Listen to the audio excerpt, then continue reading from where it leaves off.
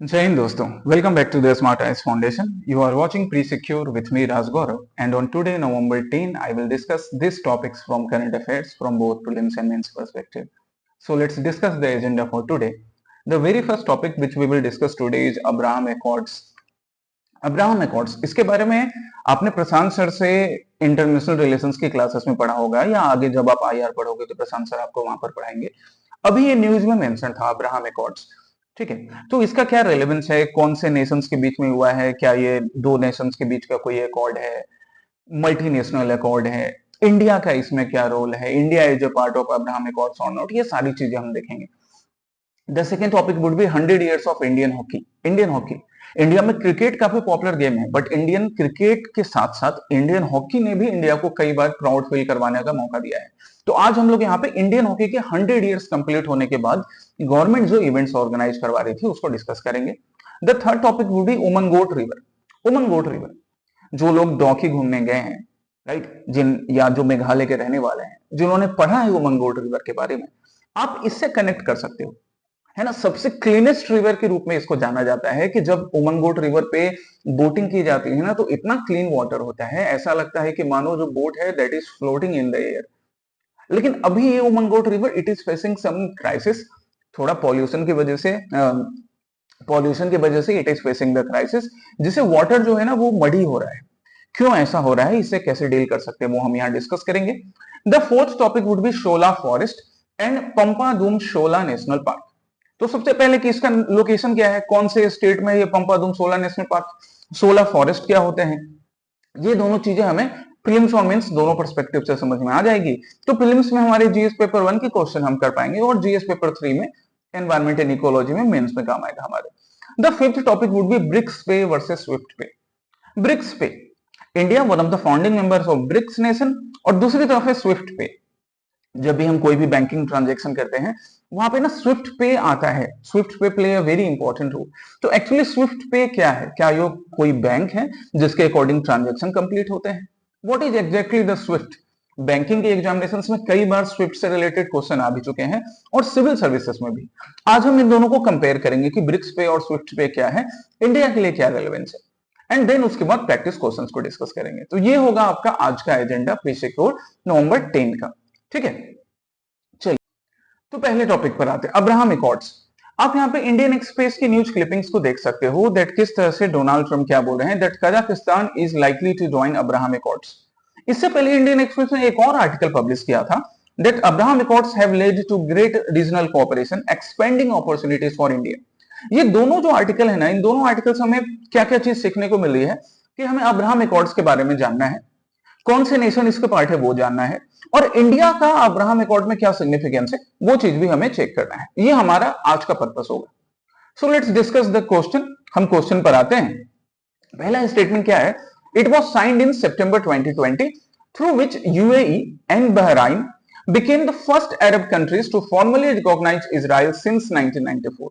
एकदम करेक्ट बात है। 1994 के बाद से ये पहली अरब नेशंस बनी, 1994 के बाद से, राइट। जब सितंबर 2020 में यूएई एंड बहराइन ने अब्राहम अकॉर्ड साइन किया। ये दोनों 1994 में Jordan that has recognised Israel, अभी उसके बाद डायरेक्टली 2020 में दो Arab nations UAE and Bahrain, they have also agreed to formally recognize Israel as a nation, right. ये अरब नेशंस या फिर जो सुन्नी अरब नेशंस हैं और इजराइल के बीच के बेहतर रिलेशन को शोकेस करता है। सितंबर 2020 में ये डील साइन हुई थी, याद रखिएगा, पहला स्टेटमेंट करेक्ट है। It was named so to honour Abraham, a central figure in Judaism, Christianity and Islam. एकदम सही बात है। अब्राहम जो है वो एक सेंट्रल फिगर माने जाते हैं, एक रिस्पेक्टेड फिगर माने जाते हैं, बोथ बोल रहे हैं, all in Judaism as well as Christianity and Islam. तो शेयर्ड कल्चर को भी दिखा रहा है, correct. It has also benefited the people of India as the thriving Indian diaspora throughout the Gulf can now fly directly from the UAE to Israel or from Israel to Bahrain। एकदम सही है, India के लिए भी ना बड़ा important रहा, क्योंकि ये जो इंडियन डायस्पोरा है ना जो ग्रो कर रहा है, अब वो डायरेक्टली ट्रेवल कर सकता है। अब्राहम अकॉर्ड के बाद से यूएई, बहराइन, इजराइल और बाकी नेशन जिन्होंने लेटर अब्राहम अकॉर्ड्स को ज्वाइन किया, अब्राहम अकॉर्ड से एग्री किया, तो इनके बीच में ना एयर कनेक्टिविटी या बाकी कनेक्टिविटी इंप्रूव हुई, उसका फायदा इंडियन डायस्पोरा को भी मिलता है। तीनों स्टेटमेंट यहां पर करेक्ट, हमें करेक्ट ढूंढने थे, आंसर क्या होगा डी। चलिए अब हम अब्राहम एकॉर्ड के बाकी डिटेल्स देख लेते हैं। तो अब्राहम एकॉर्ड एक मल्टीनेशनल एग्रीमेंट है जिसको कि 2020 में साइन किया गया with the help of this person, आप इनको यहां देख सकते हैं स्माइल करते हुए, डोनाल्ड ट्रंप। लेकिन 2020 की बात है, मतलब डोनाल्ड ट्रंप का जो पहला टर्म था ना तभी इसको साइन किया गया था। सो 2020 में जब अब्राहम एकॉर्ड साइन होता है, then UAE in Bahrain first Arab nations बनते हैं आफ्टर और since 1994 to formally recognise Israel. आगे जाके सूडान एंड मोरक्को ने भी एग्री किया इजराइल को रिकॉग्नाइज करने का as per the Abraham records. हालांकि सूडान ने फॉर्मली अभी तक रेटिफाई नहीं किया है अपने देश में। सूडान ने यह चीज बोला कि हम अब्राहम एकॉर्ड के पार्ट बन रहे हैं, बट फॉर्मली जो रेटिफिकेशन है ना वो अभी तक नहीं हुआ है। तो यहाँ पे ये थोड़ा सा सस्पिशन बना हुआ है। बट फिर भी मान लो अगर प्रीलिम्स में आपके क्वेश्चन आए तो फॉर्मली रिकॉग्नाइज करना अब्राहम एकॉर्ड के अकॉर्डिंग आप इन चारों देशों का नाम ले सकते हो, UAE, Bahrain, Sudan and Morocco. और ये जो सेकंड ट्रंप एडमिनिस्ट्रेशन है, ये जो दूसरी बार फिर से ट्रंप सरकार ये जो फॉर्म हुई है, इस बार ये थोड़े बहकी बहकी बातें भी कर रहे हैं, बट फिर भी एक अच्छा अटेम्प्ट इनका ये है कि अब्राहम एकॉर्ड को और एक्सपेंड किया जाए। उसी एक्सपेंशन में कजाकिस्तान से बात हुई है कि कजाकिस्तान भी अब्राहम एकॉर्ड को साइन करेगा। इसके अलावा बाकी नेशन से भी बात हो रही है। नेमिंग की हम बात करें तो अब्राहम एकॉर्ड नाम रखा गया the guardian, the patriarch of Judaism, right, Islam and Christianity. तीनों रिलीजन यहाँ पे रिप्रेजेंट हो रहे हैं ना, इस्लाम, क्रिश्चियनिटी, जुडाइज्म, तीनों यहाँ पे रिप्रेजेंट हो रहे हैं। तो इन तीनों के शेयर्ड कल्चर को, शेयर्ड वैल्यू को रिप्रेजेंट कर रहा है ये नाम अब्राहम एकॉर्ड्स। अब हम सिग्निफिकेंस देखते हैं, अब्राहम एकॉर्ड के सिग्निफिकेंस क्या है। तो अगर उन देशों के लिए बात करें तो पीपल टू पीपल टाइज को स्ट्रेंथन करने का काम अब्राहम एकॉर्ड करेगा, जिससे कि नए ज्वाइंट वेंचर्स लग सकेंगे। क्रिटिकल सेक्टर्स जैसे क्लीन एनर्जी हो गया, health, innovation, technology, agriculture, water management, trade, tourism, इन सबको सपोर्ट मिलेगा।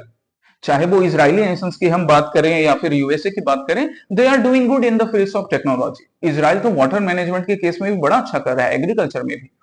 तो अगर वो अपने ये जो भी टेक्नोलॉजिकल एडवांसमेंट है अगर बाकी नेशंस के साथ शेयर करेगा तो कोऑपरेशन भी बढ़ेगा और जो रीजनल ग्रोथ है वो भी हो पाएगा।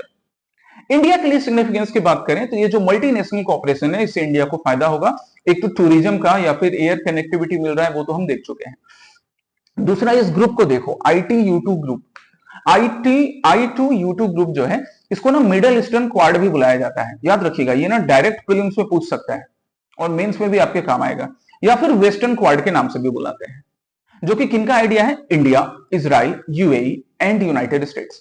अब इंडिया, इजराइल और यूएई के रिलेशन अभी ठीक है तीनों के बीच में, यूनाइटेड स्टेट्स से थोड़ी सी ट्रबल रिलेशन चल रहा है, पर फिर भी इन चारों ने मिलकर IT-U2 ग्रुप बनाया। ये I2U2 ग्रुप को हम मिडल ईस्टर्न क्वाड भी बोलते हैं। इनका ये पर्पस था कि ये ज्वाइंट इन्वेस्टमेंट करेंगे किस सेक्टर में, water, energy, transportation, space, health and food security के केस में। और स्पेशली इंडिया को भी बड़ा अच्छा फायदा होने वाला था, क्योंकि I2U2 पार्टनर्स ने बोला कि हम प्राइवेट सेक्टर कैपिटल को मोबिलाइज करेंगे इंडिया के लिए। इंडिया में प्राइवेट सेक्टर इन्वेस्टमेंट की जरूरत है ही, अपने इंफ्रास्ट्रक्चर को बेहतर करना, पब्लिक हेल्थ को बेहतर करना, that's a very big need. जो इंडस्ट्रीज है उनको डीकार्बोनाइज करना, मतलब कार्बन का एमिशन कम से कम करना। दैट्स वाई ओवरऑल अगर हम देखें तो चाहे वो I2U2 ग्रुप की बात हो या फिर एयर कनेक्टिविटी की बात हो या रीजनल कोऑपरेशन की बात हो, अब्राहम एकॉर्ड्स इंडिया के लिए भी उतना ही रेलेवेंट है। ठीक है, come to the next topic, history of Indian hockey. Indian hockey की हिस्ट्री की बात करते हैं। अभी इंडियन हॉकी की हिस्ट्री को 100 साल पूरे हो रहे हैं, मतलब ऑफिशियली जब से इंडियन हॉकी इंडिया के प्लेयर्स हॉकी के पार्ट बने उसके 100 साल पूरे हुए।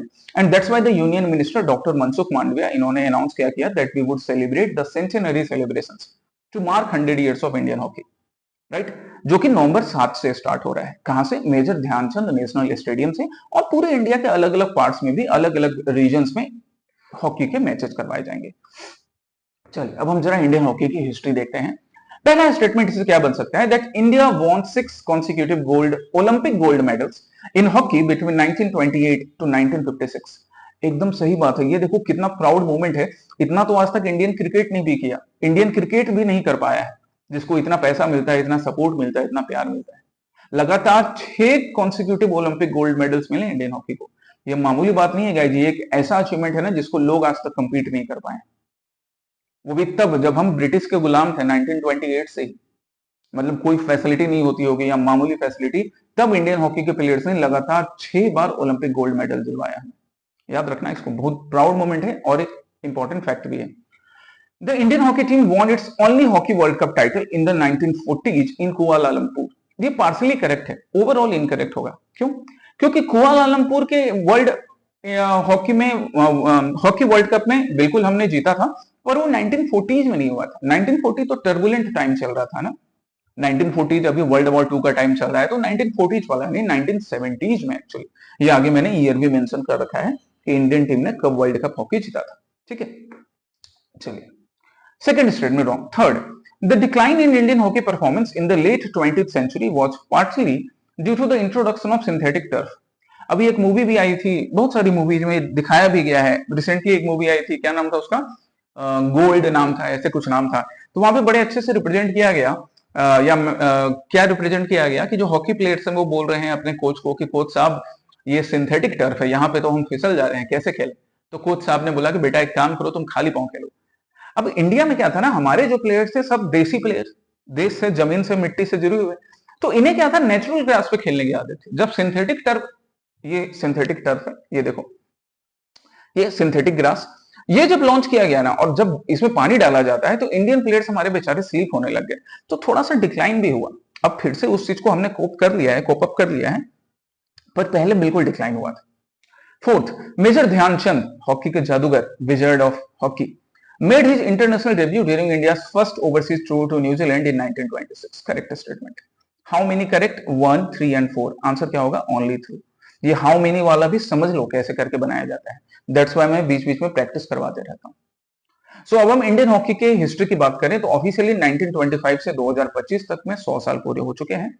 हॉकी के ओरिजिन की बात करें तो लगभग 4000 साल पहले एंशिएंट इजिप्ट में इसका इंट्रोडक्शन हुआ था, एंड ब्रिटिश इसको 1850s में इंडिया लेकर आते हैं।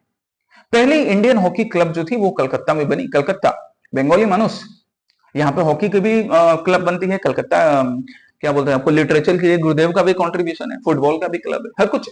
और हमारे दादा सौरभ गांगुली, टी शर्ट खोलकर जो लंदन में इन्होंने अपना रौला दिखाया था, वो तो सब सारे क्रिकेट प्रेमी को याद है। बाकी आगे हम देखते हैं इंडियन हॉकी किस तरह से बना। तो इंडियन हॉकी फेडरेशन 1925 में एस्टेब्लिश होता है इंडिया में हॉकी को प्रमोट करने के लिए। 1926 में India went on its first international tour to न्यूजीलैंड, एंड 21 में से 18 मैचेस जीत लिया इंडिया ने वहां, जिसके मेन जो हमारे जादूगर थे मेजर ध्यानचंद थे, जिनको विजर्ड ऑफ हॉकी भी बुलाया गया। ठीक है, और अब हम इंडियन हॉकी की गोल्डन ईरा की बात करें 1928 से लेकर 1956, जब इंडियन हॉकी ने अपना पहला गोल्ड मेडल जीता 1928 में, और फिर कॉन्सिक्यूटिवली 28, 32, 36, 48, 52, 56 6 लगातार ओलंपिक गोल्ड मेडल जीते। अनमैच्ड रिकॉर्ड है, अनमैच्ड रिकॉर्ड है, राइट।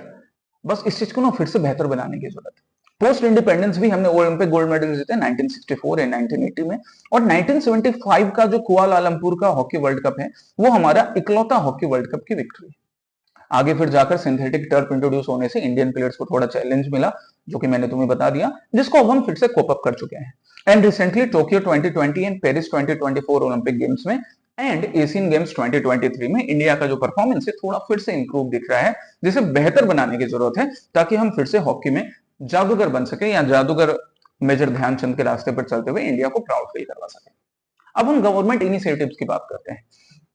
तो government initiatives like target Olympic podium scheme, target Asian games, right. आप यहाँ पे देख सकते हो, यहाँ पे हमारे फीमेल हॉकी प्लेयर्स हैं, साथ ही साथ मेल हॉकी प्लेयर्स, मेल और फीमेल दोनों हॉकी प्लेयर्स, दोनों काफी बेहतरीन प्रयास कर रहे हैं इंडियन हॉकी को फिर से अपनी ऊंचाई पर ले जाने में। और इसमें ना एक पर्सन का बड़ा इंपॉर्टेंट रोल है, उड़ीसा के हमारे फॉर्मर चीफ मिनिस्टर का, श्री नवीन पटनायक जी। इन्होंने बिल्कुल बड़ा अच्छा कॉन्ट्रीब्यूशन, अपना रोल प्ले किया इंडियन हॉकी को उसकी पहचान दिलाने के लिए, श्री नवीन पटनायक जी ने, है ना। जब भी इंडियन हॉकी का नाम लिया जाएगा श्री नवीन पटनायक जी का नाम जरूर आएगा। As a chief minister of Orissa उन्होंने इंडियन हॉकी को सपोर्ट करने के लिए बहुत काम किया है। तो ये सब गवर्नमेंट के इनिशिएटिव्स हैं। इंडिविजुअल एक रोल भी मैंने बताया, याद रखिएगा। सिग्निफिकेंस क्या होगा इंडियन हॉकी का? नेशनल आइडेंटिटी को प्रमोट करना, कल्चरल हेरिटेज, जेंडर इक्वालिटी। यह हमारे फीमेल प्लेयर्स हैं, मेल प्लेयर्स भी होते हैं, तो जेंडर इक्वालिटी, जेंडर पैरिटी को भी शोकेस करता है। As well as major Dhyan Chand के बर्थ एनिवर्सरी को, जो हम नेशनल स्पोर्ट्स डे के रूप में मनाते हैं, कब मनाते हैं? अगस्त 29 को। इस चीज के साथ भी हमारा ये जो विजन है कि हम इंडियन हॉकी को ऊपर लेकर जाएं, उसके साथ अलाइन भी करता है। ठीक है, नेक्स्ट टॉपिक है उमंगोट रिवर। उमंगोट रिवर आप यहां देख सकते हो, पहले इस पिक्चर को देखो, ये पिक्चर देखो, ये पिक्चर देखोगे आपको यहाँ पे एक बोट दिख रहा है और नीचे पानी का कलर बस ब्लू कलर आपको वाटर दिख रहा है, रिफ्लेक्शन नीचे बोट का देख सकते हैं। ऐसा लगता है ना कि जैसे ये जो बोट है ये हवा में फ्लोट कर रही है। ये ऐसा इस वजह से प्रतीत होता है क्योंकि रिवर इतनी प्योर है, इतनी क्लीन है कि आपको नीचे पानी के कण भी नहीं दिखते हैं।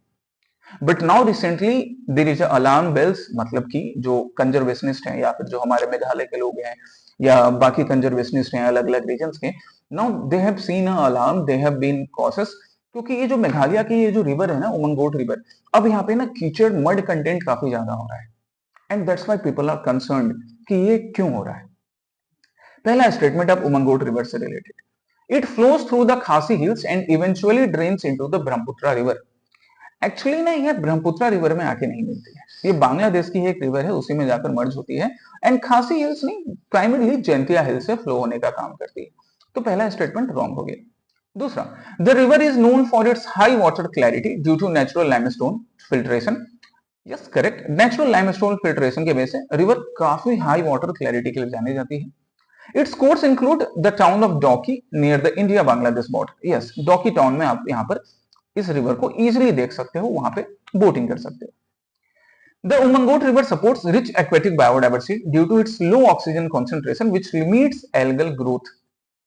लो ऑक्सीजन कॉन्सेंट्रेशन क्यों होगा? हाई ऑक्सीजन कॉन्सेंट्रेशन होगा ना, तभी तो हाई एक्वेटिक बायोडाइवर्सिटी को शोकेस करेगा। फोर्थ भी रॉन्ग हो गया, आंसर क्या होगा? 2 and 3 ओनली। समझ रहे हो कैसे? जब एक्वेटिक बायोडाइवर्सिटी हाई है तो ऑक्सीजन कंसेंट्रेशन लो कैसे रहेगा मेरे भाई? ऑक्सीजन कंसेंट्रेशन तो हाई होना चाहिए ना। So that's why fourth is correct. ये छोटी छोटी मगर इंपॉर्टेंट बातों पर ध्यान दिया करो। So 2 and 3 only are the correct statements. ठीक है, अब हम उमंगोट रिवर की बात करें तो वेस्ट जैंतिया हिल्स डिस्ट्रिक्ट से ये प्राइमरली फ्लो करती है and finally it merge into the Piyain river of Bangladesh. ठीक है, इसके अपीयरेंस की बात करें तो क्रिस्टल क्लियर वाटर होता है जिससे कि बोट फ्लोट करता हुआ प्रतीत होता है। डिजॉल्व्ड ऑक्सीजन का लेवल काफी ज्यादा है and that's why diverse aquatic biodiversity को शोकेस करेगा। राइट, लैंडमार्क की बात करें तो डॉकी सस्पेंशन ब्रिज है। आप जब वहां जाओगे बोटिंग के लिए तो इस डॉकी सस्पेंशन ब्रिज को भी क्रॉस करोगे, है ना।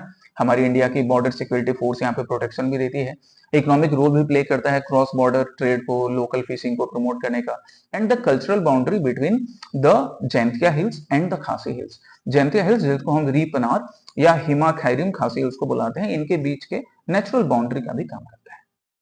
अब डिस्कलरेशन क्यों हो रहा है? क्यों यहाँ पर हम मड का कंटेंट ज्यादा देख रहे हैं? उसका रीजन है शिलोंग डॉकी रोड का वाइडनिंग। अब ये शिलोंग डॉकी रोड को जब वाइड किया जा रहा है ना तो जो भी कचरा है या हाईवे कंस्ट्रक्शन में जो कुछ भी डस्ट या फिर रेसिड्यू क्रिएट हो रहे हैं वो सब ना रिवर ब्रिज के थ्रू इसमें बह जाते हैं। पॉल्यूशन का सोर्स हिल कटिंग भी है, सॉइल डंपिंग भी आसपास के रीजन में हो रहा है एंड इंस्पेक्शन फाइंडिंग से क्या मालूम पड़ा? Uncontained debris and sliding soil are entering the water.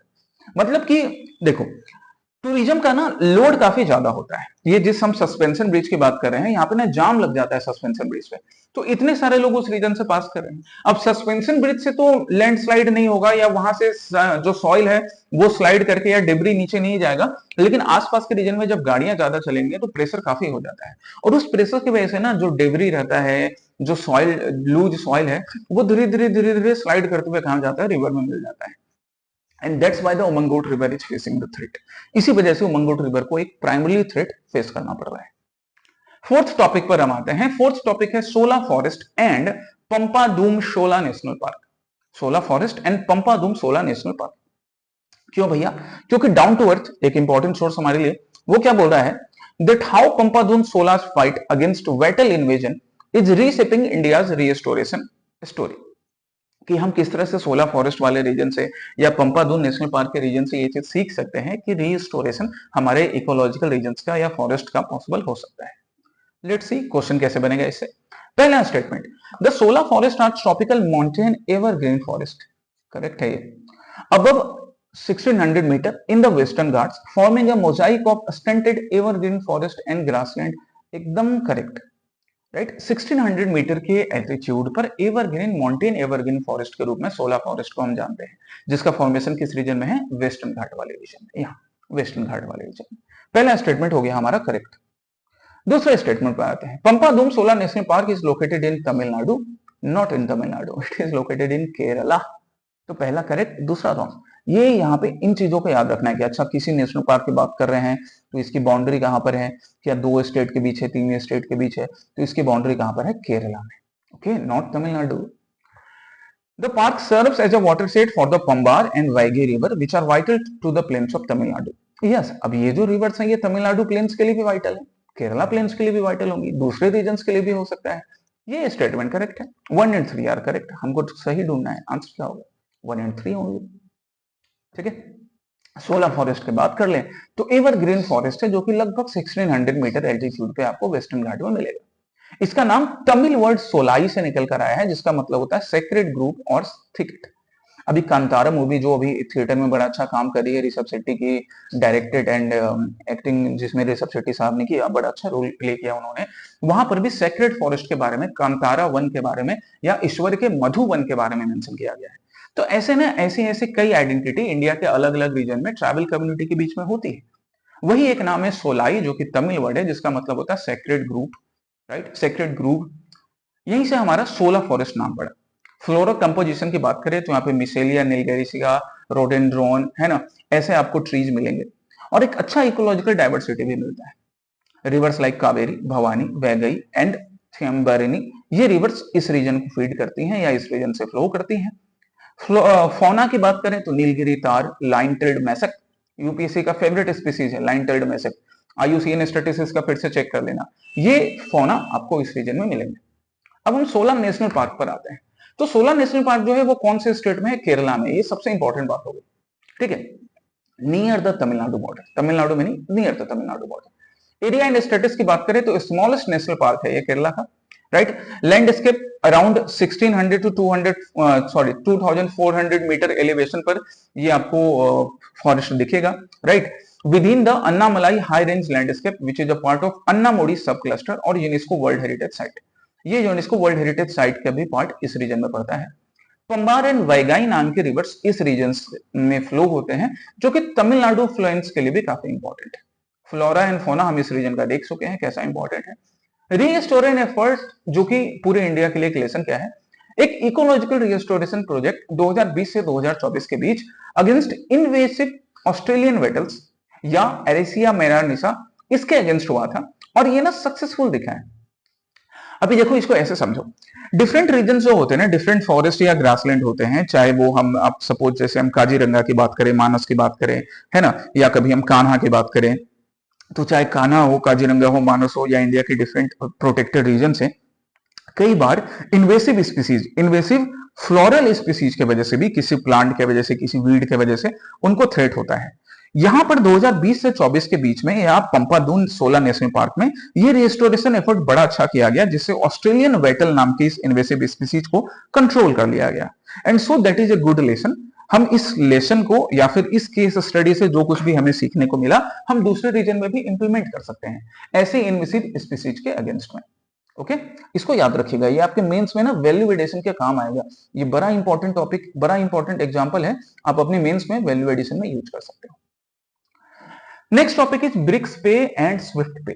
BRICS पे एंड स्विफ्ट पे की बात करें, आप यहां देख सकते हो द हिंदू का एक आर्टिकल, that how BRICS is challenging Swift.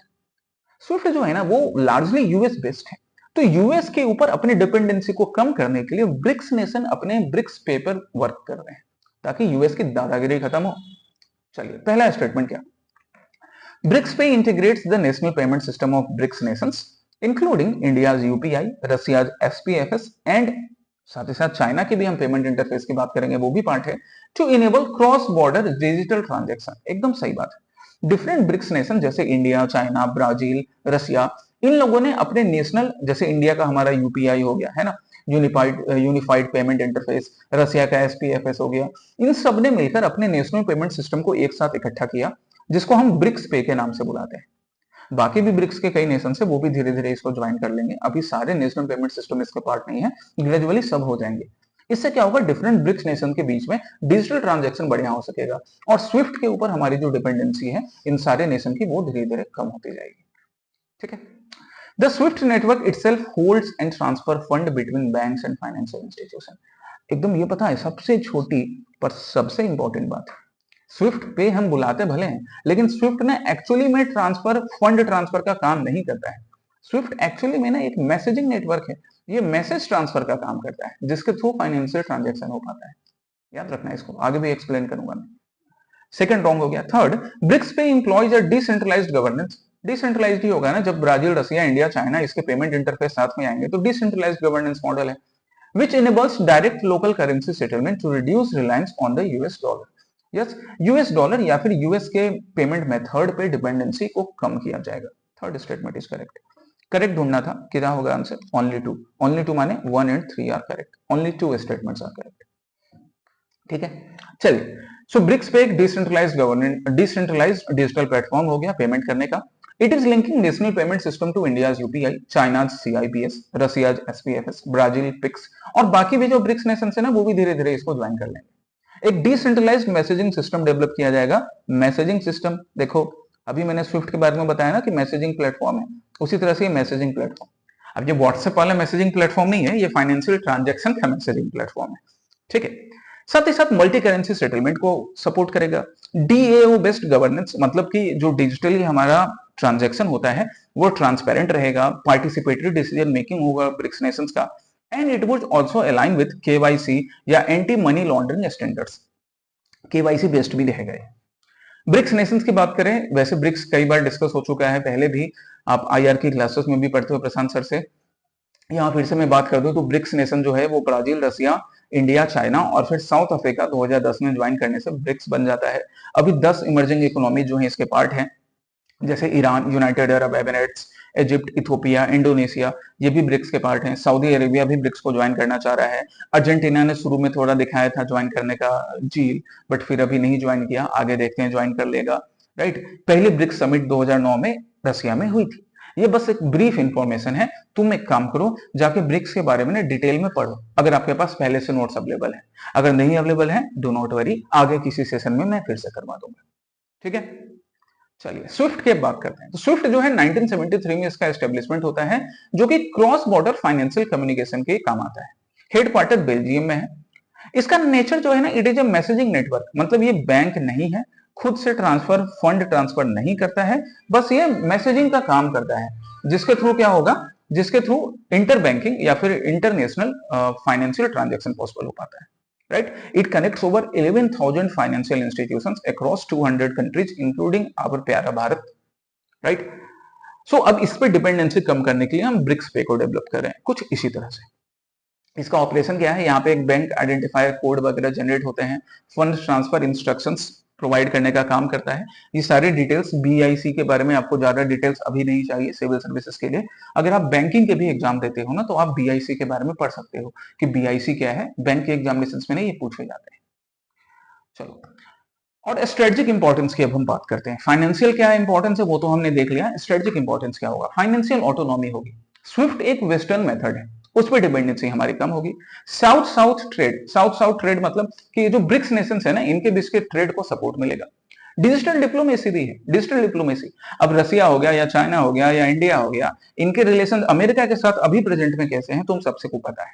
तो ये तीनों नेशंस, या फिर जैसे ब्राजील, ब्राजील के भी अमेरिका के साथ कुछ खासी एकदम ब्लूमिंग ब्लूमिंग रिलेशन तो नहीं है, तो इनके बीच के जो रिलेशंस आपस में है वो अपनी एक डिजिटल डिप्लोमेसी अडॉप्ट कर सकते हैं अमेरिका को काउंटर करने के लिए। Right, and also sustainable financial integration भी। सस्टेनेबल फाइनेंशियल इंटीग्रेशन होगा, ये सारे देश आपस में अपने फाइनेंशियल ट्रांजैक्शन को ज्यादा सस्टेनेबल बना पाएंगे। एक ऑल्टरनेटिव भी क्रिएट होगा स्विफ्ट पे का। कल को मान लो यूएसए के साथ हमारे अच्छे रिलेशन भी हो जाए तो इसका मतलब नहीं है कि ब्रिक्स पे को डंप कर दिया जाएगा, एक ऑल्टरनेटिव मेथड हमेशा रहेगा। So that's why that is important for all of us, even future में भी काम आएगा, है ना। चलिए अब प्रैक्टिस क्वेश्चन पर आते हैं। तो आज के लिए आपका पहला प्रैक्टिस क्वेश्चन है एक स्पाइडर स्पीसीज के बारे में जिसका नाम था पिलिया मलेनाडू।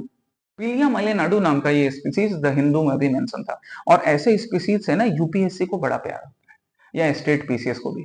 कल भी मैंने आसाम प्रहरी में भी तुमको दिखाया एक स्पीसीज के बारे में कि वो कहाँ मिला, डायरेक्ट प्रीलिम्स में पूछा था एपीएससी ने। यूपीएससी तो हमेशा से पूछते आया है, तो पढ़िए इस स्पीसीज के बारे में फिर आंसर कीजिए, कल मैं इसको डिस्कस करूंगा। दूसरा प्रैक्टिस क्वेश्चन है dog bytes and rabies disease के ऊपर। अभी फिर से दिल्ली में स्ट्रे डॉग्स के ऊपर एक नई डिबेट फिर से स्टार्ट हो गई है, and dog bytes and rabies के केसेस हम रेगुलर देखते हैं। तो पढ़िए और आंसर कीजिए ये दोनों प्रैक्टिस क्वेश्चन का। कल के प्री सिक्योर के सेशन में हम लोग फिर मिलेंगे। Till then study well, take care, जय हिंद।